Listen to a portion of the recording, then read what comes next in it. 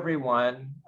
It's morning in the Bay Area, but it's afternoon here. So I'm going to begin by saying good afternoon.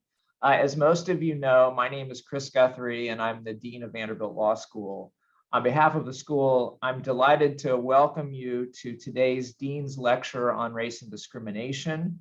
This lecture series is one of several initiatives that is sponsored by our Office of Diversity, Equity, and Community. That office is led by Professor Yesha Yadav, who is the Associate Dean, and Robert Belton, Director of Diversity, Equity, and Community at the law school. Today's lecturer, Justice Goodwin Liu, is one of the leading jurists and scholars of his generation. Justice Liu was born in Atlanta, but grew up in Sacramento. He graduated from Stanford University with a bachelor's degree in biology. He then earned a master's degree in philosophy and physiology while on a Rhodes Scholarship at Oxford. He returned to the US to help launch the AmeriCorps National Service Program and also worked as a senior program officer at the Corporation for National Service, after which he attended and graduated from Yale Law School. Following law school, Justice Liu clerked on the DC Circuit, worked as a special assistant to the Deputy Secretary of the US Department of Education, clerked for Justice Ginsburg on the United States Supreme Court, and practiced as an appellate litigator at O'Melveny and Myers in DC. He then joined the faculty at the University of California, Berkeley Law School, where he was an award-winning teacher, served as the Associate Dean, and did very important scholarship in constitutional law and education law and policy. Former California Governor Jerry Brown nominated Justice Liu to the California Supreme Court, and he has served on that court as Associate Justice since 2011. Despite his very demanding and important day job, he stays connected to the legal academy, having taught this academic year at both Harvard and Columbia Law Schools. Please join me in welcoming Professor, Dean, and Justice Goodwin Liu. Thank you all. Thank you, Dean Guthrie, for the very nice introduction. Sometimes when I hear my bio, I feel like I can't keep a job. I've had too many jobs, so, but I appreciate the introduction. It's a pleasure to be here at Vanderbilt. It would be an even greater pleasure if I could be there in person, but through the wonders of technology, we're able to do programs like this. And hopefully I'll have a chance to come to Tennessee sometime in the near future. I'm so delighted to be giving this lecture, the Dean's Lecture on Race and Discrimination. It's obviously a very important topic. It's a topic that has become increasingly fraught in terms of even just providing education on the topic. And so I think it's even more important and significant that the Dean of this school has committed a lecture to this very topic. It's also a topic of great personal and professional interest to me for a long time. Like many people who grew up in an immigrant family, I've had my own share of experiences navigating racial and ethnic differences. As a judge, I've seen these issues, implicit bias, structural bias, play out in areas like jury selection, search and seizure, and the criminal justice system writ large. 2 years ago, I was asked to co-chair a National Academy of Sciences workshop on the science of implicit bias, which brought together many of the top psychologists, neuroscientists, economists, and legal experts in this area. And I'm going to share with you some of the insights that I gleaned from that work today. I want to discuss two topics today, implicit bias and structural bias. And these terms are often used without clear definitions, which can make the concepts somewhat imprecise, overbroad, and vulnerable to caricature. So in this talk, I'm going to try to sharpen the meaning of these concepts and discuss the evidence behind them. So let me begin with implicit bias, and let me just see if I can share my slides here with you. Okay, 1 second.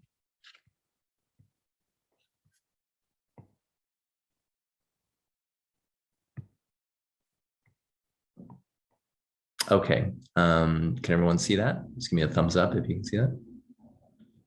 Okay, good. Let me start the slideshow presentation.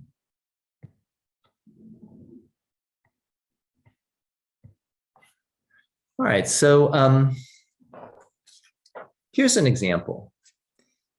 Some years ago, I was on a flight, ironically, to give a talk on implicit bias.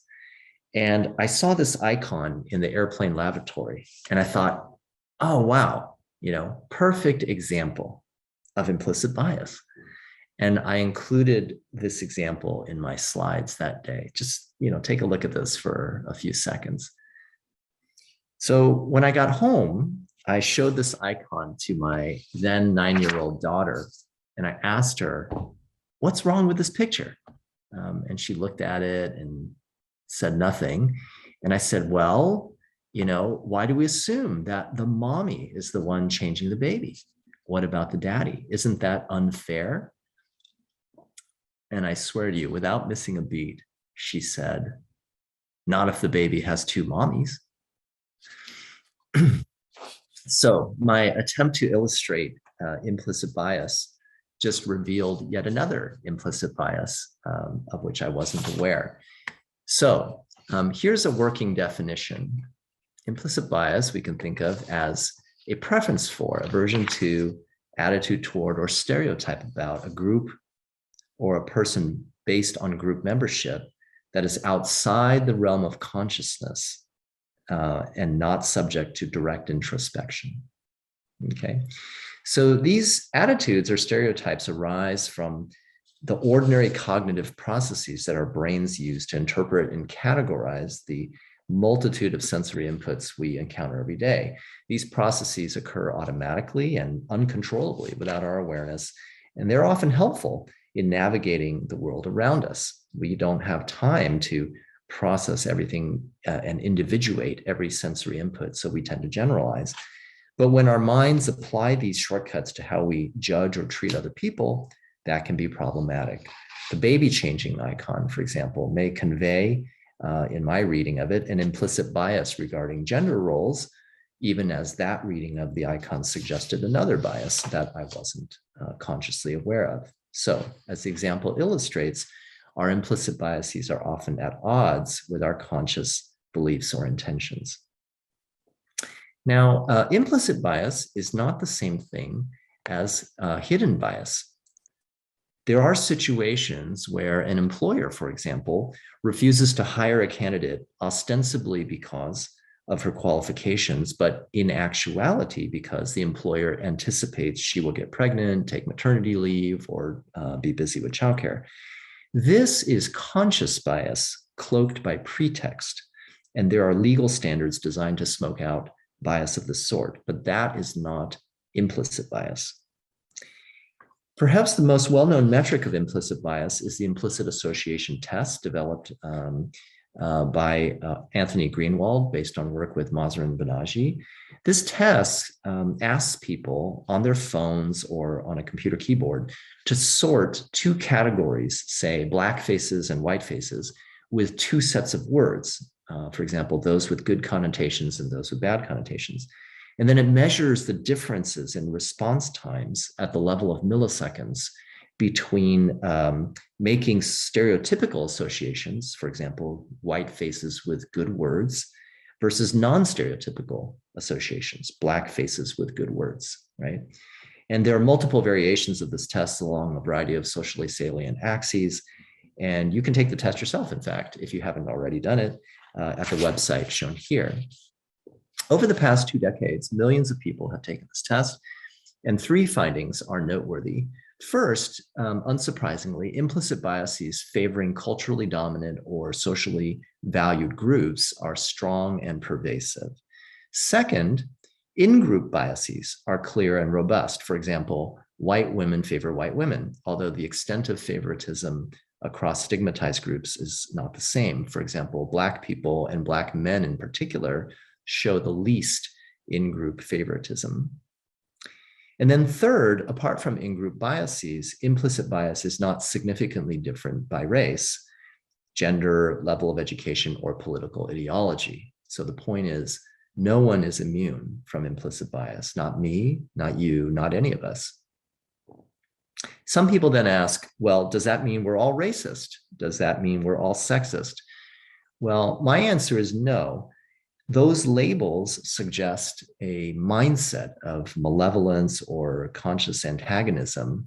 And I don't think it's helpful to overextend these labels. Not only does it obscure understanding of implicit bias, but also turns such bias into an accusation. We should not conflate implicit bias with conscious bigotry. At the same time, we should be mindful that it's easy to call out conscious bigotry because it's there for all to see, but it's much harder to address implicit bias, which is pervasive and entrenched. We know so much more about implicit bias today thanks to 20 years of science. This research is both important and just plain fascinating, so I'm going to share some of it with you here. This is a field study that some of you probably recognize. The researchers in this study sent nearly 5,000 resumes in response to over 1,300 want ads for sales, clerical, and customer service jobs in Chicago and Boston newspapers. Half the resumes were randomly assigned stereotypically white-sounding names, such as Emily Walsh and Greg Baker. The other half had stereotypically black-sounding names, like Lakeisha Washington or Jamal Jones. And the researchers also crafted 2 resumes, one higher quality and one lower quality. And so in response to each ad, the researchers sent 2 higher quality resumes, one black, one white, and then 2 lower quality resumes, one black, one white.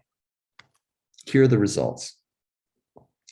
The resumes with white-sounding names produced a 50% greater callback rate than resumes with black-sounding names overall. Moreover, the difference in callback rate for high versus low quality resumes was much smaller for black names than for white names. In other words, the premium for having a higher quality resume was so much lower for black applicants than for white applicants. And in fact, if you look at the top and bottom bars in this chart, you see that low quality resumes with white names got greater callbacks than higher quality resumes with black names. That's how big the implicit biases that we have might be. Here's a similar audit study on university professors. These researchers sent an email to more than 6,500 randomly selected professors from 259 American universities. Each email was from a fictional out-of-town student expressing interest in the professor's PhD program and seeking guidance. The emails were identical, varying only in the students' names. The emails used names like Meredith Roberts, Lamar Washington, Juanita Martinez, Raj Singh, and Chang Huang, which were consistently perceived as white, black, Hispanic, Indian, or Chinese, respectively. They used 20 different names in 10 race gender categories, for example, white males, Hispanic females, and so on. Each professor was sent 1 email.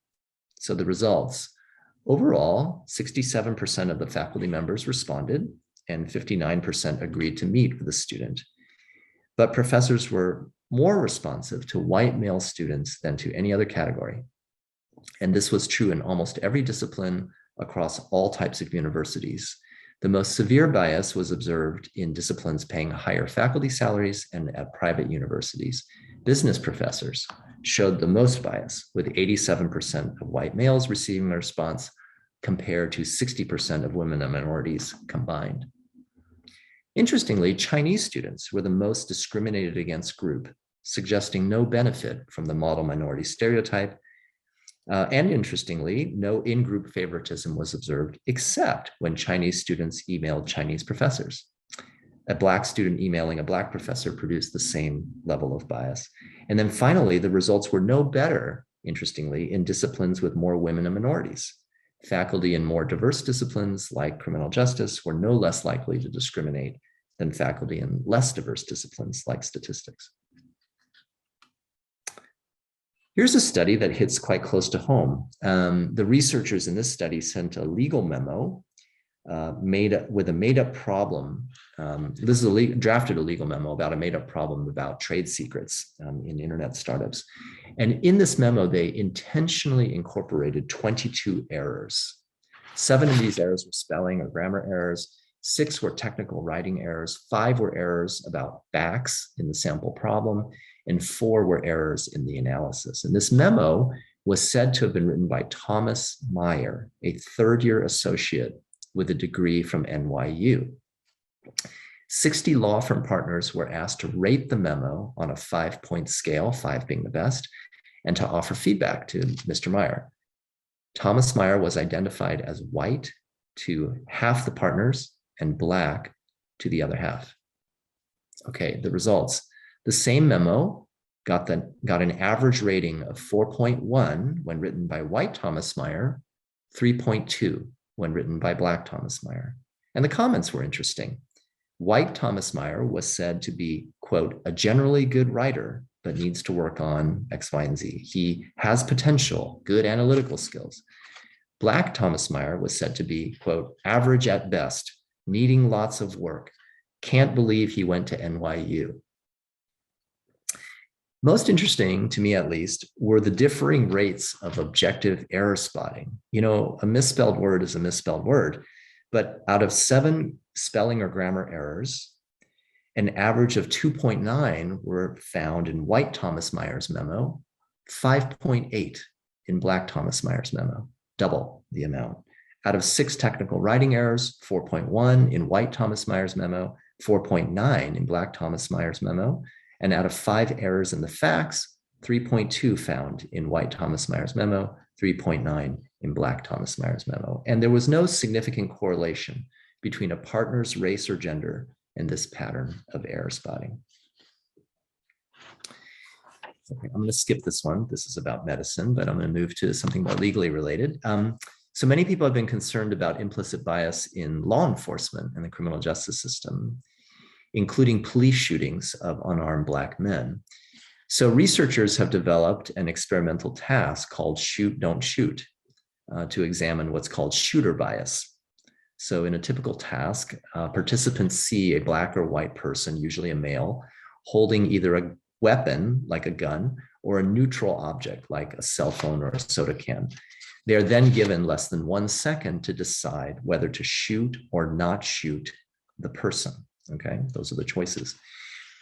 So among participants from the general public, like college students, there are consistent findings of shooter bias. In other words, shooting unarmed Blacks more often and more quickly than shooting unarmed whites, or not shooting armed whites more often than not shooting armed Blacks, or being slower to decide not to shoot an unarmed Black than an unarmed white. Among police officers, however, the findings are somewhat mixed. One study found that police officers had reaction time biases. That is, they were faster at shooting armed Blacks and faster at not shooting unarmed whites, but they did not err by shooting unarmed targets. There is evidence that giving officers more time to evaluate the task can neutralize shooter bias, and that training can equip officers with cognitive control to counteract biases. But these studies are all careful to note that shooter task measures are not necessarily predictors of real-world decision-making, and the jury is still out on whether implicit bias training can really help. A recent study of 15,000 officers of the NYPD found that an 8-hour implicit bias training resulted in no changes in racial disparities in arrests, stops, frisks, searches, uses of force, or other policing outcomes. Here are a pair of studies by Stanford psychology professor Jennifer Eberhardt, who won a MacArthur Award for her work on implicit bias. So on the left side in this study, 62 white voters at the Caltrain station in Palo Alto were asked whether they would sign a petition to support a 2012 ballot measure to make California's 3-strike sentencing law less punitive. The voters were primed with a rapid series of male inmate photos on an iPad, just a bunch of images going very quickly, 80 images in 40 seconds. And these images were either 25% Black, which is the percentage of Blacks in California prison overall, or 45% Black, which is the percentage of Blacks among 3 strikes inmates. The voters were also asked to rate how punitive they thought the 3 strikes law was on a scale of 1 to 7. And so the results were that over half of voters primed with fewer Black inmates in the iPad reel agreed to support the ballot measure, but only 27% of voters primed with photos with more Black inmates were willing to do so. And these differences in petition signing persisted even after you control for how punitive voters found the existing law to be.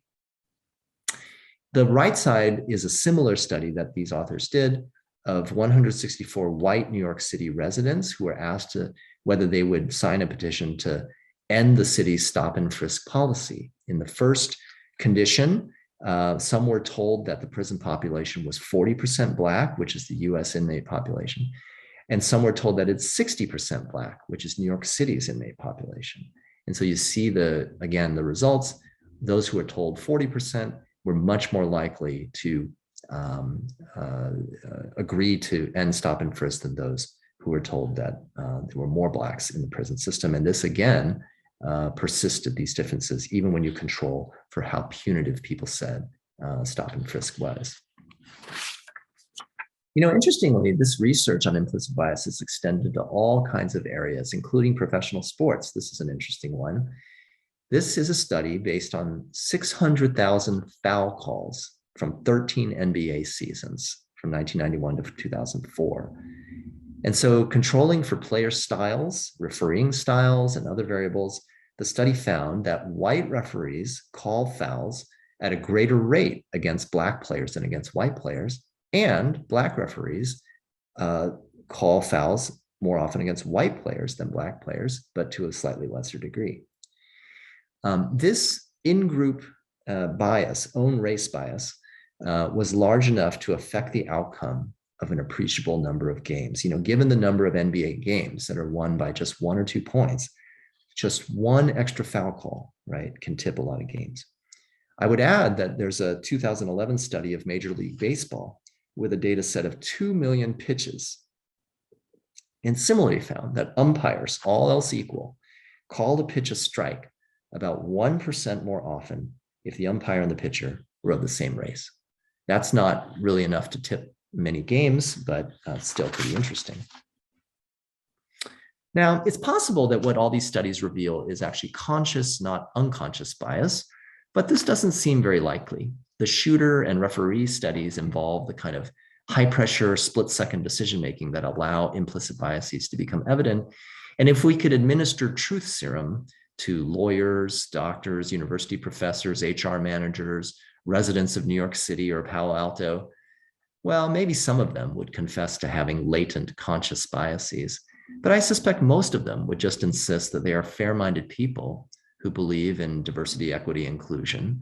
And the point is that their observed biases through these studies exist outside of conscious awareness. Okay, let me now turn to structural bias and talk about what that is. Again, an example. One of the most common issues I encounter as a judge is racial discrimination in jury selection. In many states, litigants, I think you know this from Crim Pro, are given a certain number of opportunities called peremptory strikes to remove prospective jurors for any reason except discrimination on the basis of race or other protected characteristics. Now, the Supreme Court has said that such discrimination is unconstitutional, but it's lawful to remove a juror for a race-neutral reason that is highly correlated with race. So it's common, for example, for prosecutors to ask Black jurors whether they or their close friends have ever had a negative experience with law enforcement. And if a juror says yes, then a prosecutor may remove the juror on that basis. Well, it's not hard to see the problem here. As I wrote in an opinion a couple of years ago, the mistreatment of Black Americans by law enforcement is itself a serious and longstanding problem. Current law then compounds and institutionalizes this problem by permitting the exclusion of Black jurors based on the very mistreatment that they, their friends or family or members of their community have experienced. And in turn, the conviction of Black defendants by juries from which Black prospective jurors have been struck further reinforces perceptions of unfairness. This is structural bias. And so here is a working definition. Structural bias is the unnecessary perpetuation and often amplification of racial or other disparities across domains through facially neutral policies, laws, or practices that effectively, though unintentionally, function as racial criteria.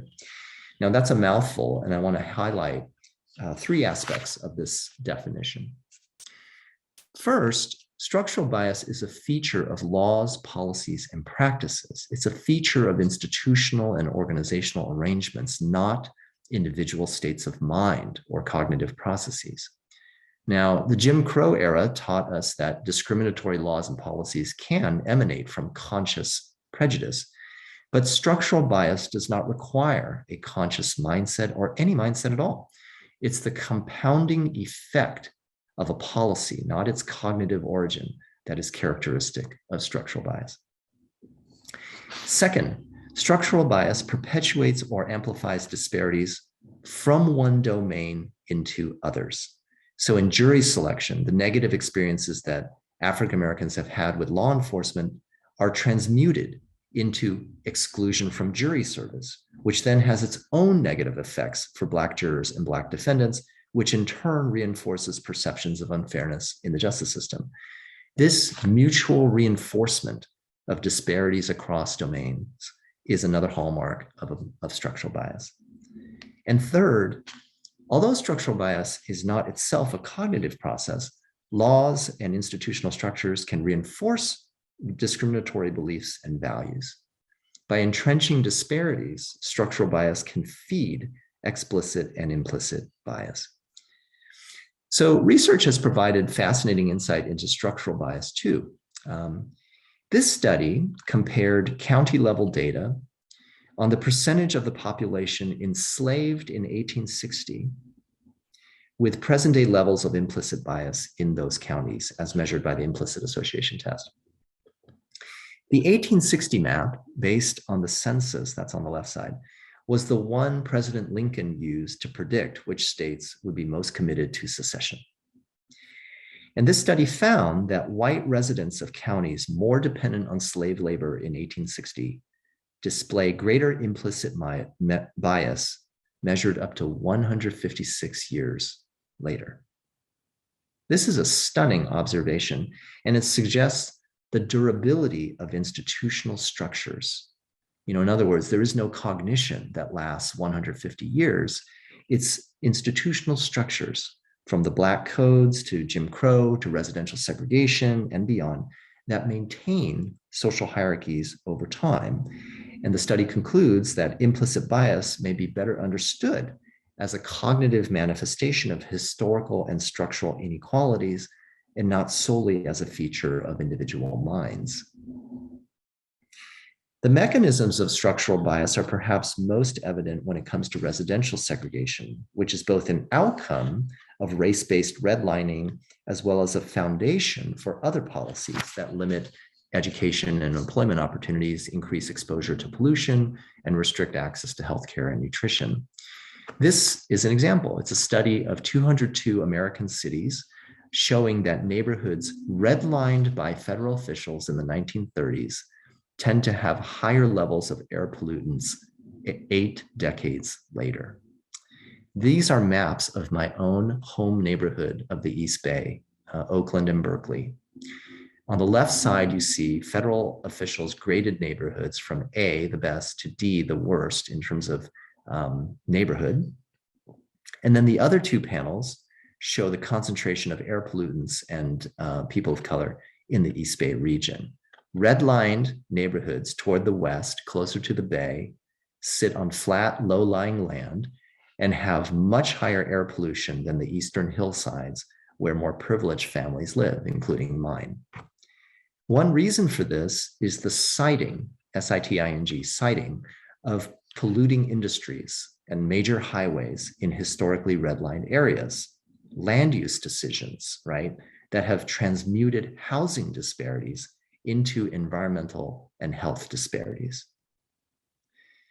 So although other studies have found similar associations between redlining and heat exposure or lack of trees or green space, And this is the way in which housing disparities have been carried forward into other domains of disparities. In addition to conventional policymaking that compounds racial disparities like land use decisions, there are more subtle mechanisms of structural bias in our digital age. So this is a study that examines a healthcare algorithm used to help identify patients for what's called high-risk care management programs. These are programs that address complex health needs and give people more resources and attention. This single algorithm informed important healthcare determinations for millions of patients by assigning each patient a risk score. Okay, you see that on the left side, on the bottom, the horizontal axis is risk score. But at any given risk score, the study found Black patients are far less healthy than whites. So for example, look vertically here at the 97th percentile of risk. Black patients had 26.3% more chronic illnesses at that level of risk than whites. This meant, right, that if you look horizontally now, the other direction, that Black patients were more likely than whites with the same level of chronic illness, that's the horizontal line, to be identified for enrollment. So if you look at my horizontal line, Blacks and whites with the same number of chronic conditions, whites are rated at 90 something on the risk scale, whereas Blacks are at 80 something. And so if the cutoff, right, the algorithmic cutoff for getting into the more intensive care program is a 90 on the risk score, whites at that at the same level of chronic condition would get in, but Blacks would not. This bias is so big that if you look on the right panel, the Black share of patients, if you correct for this bias, the Black share automatically enrolled through the algorithm would have increased from 17.7% to about 46.5%. Very big jump. Okay. What's the reason for this bias? Well, the researchers dug further, and what they found was that the algorithm used healthcare costs as a proxy for healthcare needs. And so the risk scores were based on predictions of future healthcare costs for these patients. Now, this is not unreasonable in the sense that costs and needs are correlated, but it turns out that for any given healthcare profile, Black patients generate lower costs than whites. Why? Because they utilize healthcare less. They are less likely to receive treatment, whether due to lack of access, lack of trust in the healthcare system, or other factors. And so when you base the algorithm on these existing data, the algorithm assigns the same risk score, right, to Black and white patients predicted to generate, say, $10,000 in healthcare costs, even though Black patients at that level of cost, because of lower utilization, are sicker on average than whites at the same level of cost. So it's not hard to see how algorithms, right, in other areas, such as loan qualification or tenant screening or bail, right, might impound related biases based on things like credit scores, criminal history, or other data. All right, what does the law have to say about all of this? Well, the short answer is not very much. The basic framework of our anti-discrimination laws was crafted 2 generations ago when this problem on the slide here was still fresh in people's minds. For nearly 50 years, as you know from con law, it has been settled that discriminatory intent or purpose is required to establish a violation of the Equal Protection Clause. And the Supreme Court has understood this quite narrowly to mean not just intent as volition or intent as awareness of consequences, but that the decision maker chose to disadvantage an identifiable group, at least because of, not merely in part because of, not merely in spite of its adverse effects. And so unsurprisingly, courts have generally not treated implicit bias as a form of intentional discrimination. Some courts and judges have recognized the existence and pervasiveness of implicit bias in the context of federal civil rights laws like Title VII of the Civil Rights Act of 1964 or the Fair Housing Act of 1968. The Supreme Court has occasionally said that the disparate impact standard of liability under these statutes can be effective at combating subconscious stereotypes and prejudices. As you know, under the disparate impact standard, an employment or housing practice that has a disparate impact on a cognizable group can be found discriminatory if the practice serves no legitimate neutral purpose, or if the decision maker was not actually motivated by a neutral purpose. And at least one federal court of appeals, the First Circuit, has drawn extensively on implicit bias research to hold that, quote, unwitting or ingrained bias, no less than overt bias, falls within Title VII's ban on sex discrimination. Moreover, in recent years, a number of state courts and legislatures have recognized implicit bias as a form of unlawful discrimination in the context of jury selection. You know, when a lawyer is picking a jury, it's not hard to imagine the unconscious stereotypes that might be triggered by the fact that a juror lives in a particular neighborhood, works in a particular job, dresses a certain way, or does not speak English as a native or primary language. So the California legislature, mine, recently passed a statute barring the use of group stereotypes and discrimination, whether based on conscious or unconscious bias, in the exercise of peremptory strikes. So proof of intentional discrimination is no longer required. And Washington State, New Jersey have likewise adopted similar reforms. The Arizona Supreme Court last year eliminated peremptory strikes from jury selection altogether, partly because they are susceptible to implicit bias. I do think there's a growing recognition rooted in science and lived experience that implicit bias is a serious issue and that the justice system is not immune. And especially as courts and the bench become more diverse, I think we will see more questions raised about the administration of justice, whether jurors should be instructed about implicit bias before deliberating on a verdict, or whether a juror's implicit biases can be surfaced through voir dire, and what steps judges should take to check their own implicit biases. However, beyond issues like jury selection that concern the administration of justice itself, I think judicial recognition of implicit bias in case law has been infrequent and hasn't kept pace with the science. And I think it's unlikely we're going to see courts expand legal concepts of discrimination to embrace implicit bias. And this is for two reasons. First, litigation is an adversarial process for assigning culpability, and courts may be reluctant to assign culpability for biases that, by their very nature, arise from ordinary cognitive processes that evade our awareness. Courts may hesitate to transform what science characterizes as a normal feature of how our brains work into a legal liability. And second, the pervasiveness of implicit bias may deter courts, ironically, from rendering it actionable. Courts are generally careful to limit their role in our system of government, so they may be willing to get their own house in order by addressing implicit bias in the justice system, jury selection and the like. But it's a tall order to tackle discrimination in employment, housing, education, policing, among other areas. So judicial restraint is also why the Supreme Court has declined to address structural bias under the Constitution. Disparate impact as a basis for equal protection liability, the court has said, would be far-reaching and would raise serious questions about a whole range of tax, welfare, public service, regulatory, and licensing statutes. So if courts are not well positioned to address these issues, then it is up to policymakers, by which I mean not just legislatures, but also organizational leaders of all kinds. So we need to address implicit bias and structural bias, but how? Well, as for implicit bias, it seems to me there are two general approaches. One is to develop ways of ridding ourselves of such biases.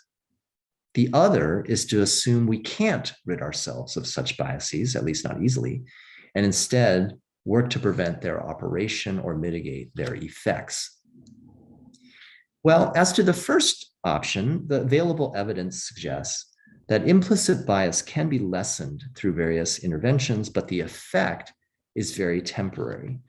So in this study, the authors invited fellow scientists to craft 5-minute interventions designed to reduce implicit bias as measured by the black-white implicit association test. There were 18 interventions submitted, falling into 4 categories. One was exposure to counter stereotypes through stories or images. Another was intentionally controlling bias by silently saying to oneself things like, if I see a black face, I will think good, right? That's the implicit association test. A third, priming people with egalitarian values, such as endorsing multiculturalism. And the fourth was perspective taking, which asks people to put themselves in another person's shoes. So the authors found that 9 interventions in 2 categories did have an immediate effect in reducing implicit bias, but none of them had an effect lasting more than 3 days. Okay, well, this may not be very surprising given that the interventions were limited to 5 minutes based on the experiment, but other studies on implicit bias trainings, including the 8-hour training I mentioned given to NYPD police officers, have similarly found only short-term or no effects. So one concern is that despite the ubiquity of implicit bias trainings and the time and resources spent on them, and I'm sure some of you have taken such things, we not only have little evidence of their efficacy, but very few careful efforts to evaluate them have been conducted at all. Implicit bias training may help raise awareness, but it also has some risks. It may make people defensive, like, are you telling me I'm racist?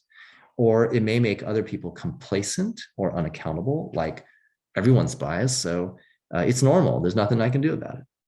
And those are real risks. I think universities, corporations, and governmental institutions can and should evaluate these trainings, at least to ensure they are doing no harm.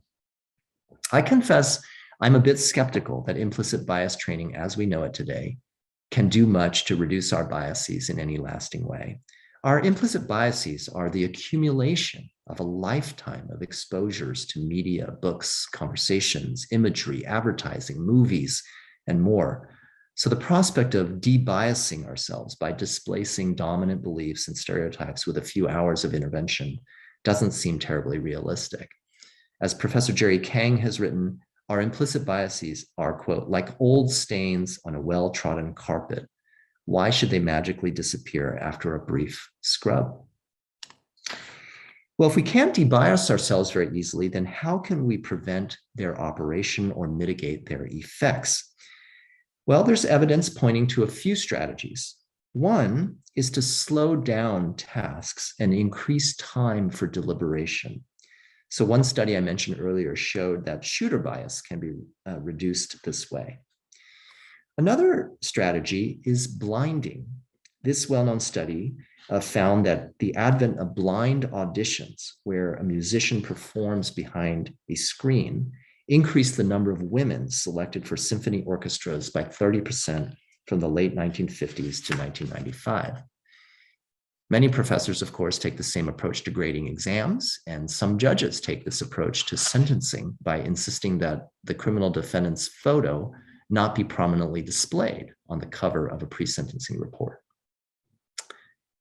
It's also important in selection or evaluation processes to commit to criteria beforehand and reduce ad hoc decision-making. This is a study in which participants were asked to choose between Michael and Michelle for the job of a police chief, okay? Some participants in one iteration were told that Michael is streetwise while Michelle is formally educated. Okay, these participants favored Michael for the job, and when asked their rationale, they said, well, because being streetwise is more important than being formally educated. In another iteration,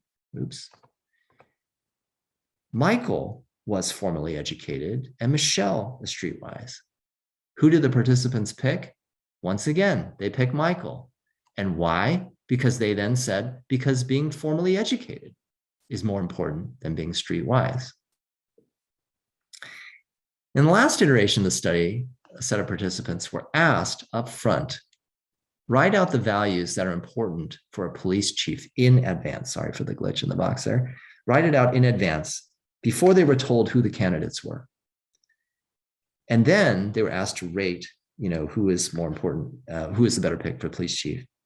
And when they did so, they picked the candidates who aligned with the criteria that they initially indicated.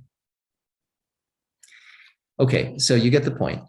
So in giving these examples, I realize that not every task can be slowed down, not every evaluation process can be blinded, and even if many processes should have preset criteria, some of them are still going to require discretion at the back end. But hopefully, these examples can induce us to pause and consider our organizational processes more carefully. Let me conclude with one last study that suggests how implicit bias and structural bias are related. This study tracked two groups of female college students and measured their implicit stereotypes of men as leaders, quote, and women as supporters, okay? One group attended a women's college, the other attended a comparable co-ed institution. And the students' implicit beliefs were statistically equivalent when they started college, but they diverged substantially after 1 year. As sophomores, the women's college students showed no implicit gender bias, whereas stereotypic beliefs actually increased among the co-ed college students. What's going on here? Well, the key variable was the number of women faculty that the students encountered.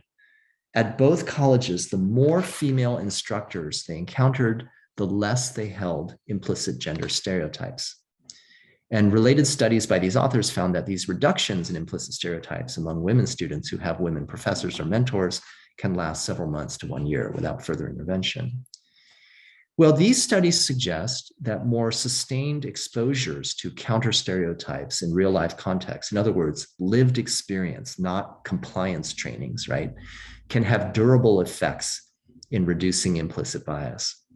But the bigger question that the study raises is structural.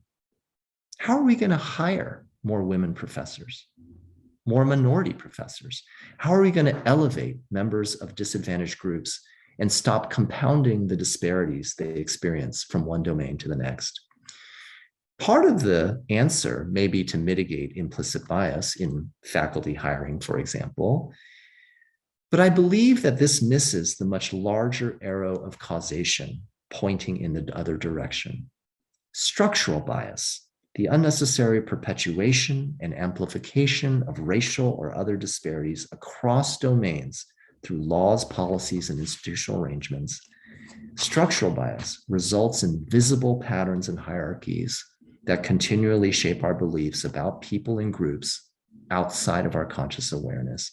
Recall the dramatic geographic relationship between slaveholding in 1860 and implicit bias 156 years later. I would submit then that the primary responses to structural bias must be structural, not cognitive in nature. These responses include laws and policies, to be sure, but they also include data collection to promote transparency and careful study of policies and their effects on marginalized groups. As the healthcare algorithm study demonstrated, there's still much to understand about the ways that facially race-neutral systems can impound and amplify inequality. Implicit bias training may also be important, but not necessarily because it is effective in debiasing our minds, but because it may promote such widespread awareness that policymakers must take such bias into account when crafting laws, allocating resources, and designing institutions. So I'm going to end here right where I began. We now know more than we ever have about the subtle yet consequential ways that bias operates in our society. And if we have much more to learn about how to counteract such biases. It took me a long time to read these studies, and I don't even claim to be an expert. But as a judge, as a citizen, and most importantly, as a fellow human being, I value the fair treatment of others and feel called to understand the full extent of the work we have to do. So thank you very much for the opportunity to give this lecture, and I'm excited and delighted to answer your questions.